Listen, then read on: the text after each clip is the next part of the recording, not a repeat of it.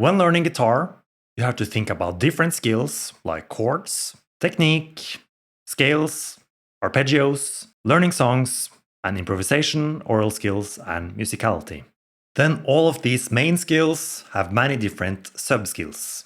But improving all these skills at once is really hard. That's why we want to focus on different sub-skills in isolation. And we do that by using drills. So we break apart guitar playing and only practice one small thing at a time. Then eventually we put everything together. Because the end goal is not to master all the skills in isolation, the end goal is to become a great guitar player. So over the next few minutes, I'm going to take a few sips here and there. And also, I'm going to show you 4 different types of drills you can use to become a great guitar player. My name is Simen, and I'm a guitarist, music producer, and graphic designer from Norway. I'm here to share everything I learned so far in my journey and document what I learned in real time.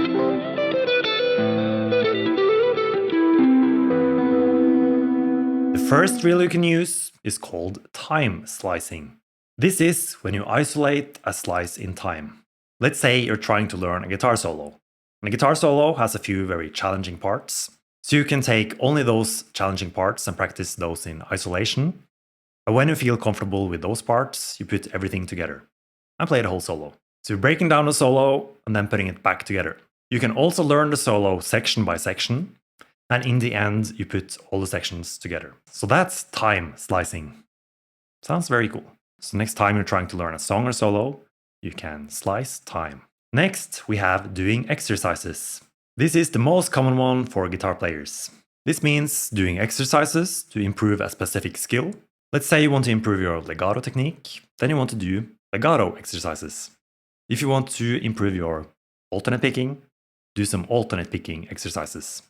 And so on. You can make exercises for all guitar skills.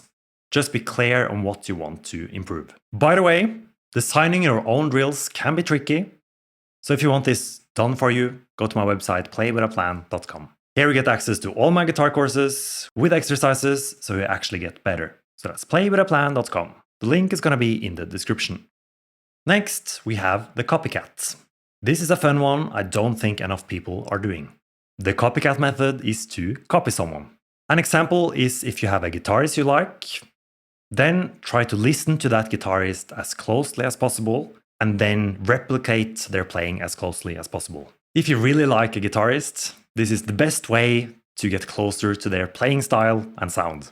It really forces you to pay attention to details. So the copycat, very fun and incredibly effective. I find the 3 I have covered so far the most useful. However, I want to mention one last one, which is called prerequisite chaining. It sounds very fancy, which is nice, but the concept is simple. It means that you are trying to do something before you have all the skills you need. For example, let's say you want to get better at improvising over chord changes, which is a challenging skill. Then you can try to improvise over some chords, but you might not know all the best scales to use yet, or the right scales to use. So when you hit a chord you struggle to improvise over, then you pause and try to actually figure out what scales to use. So you figure it out as you go. To conclude the different types of drills, we have time slicing, doing exercises, copycat, and prerequisite chaining. This video is part of a 10-part series about principles for learning guitar faster. In this video, I talked about the principle of drills.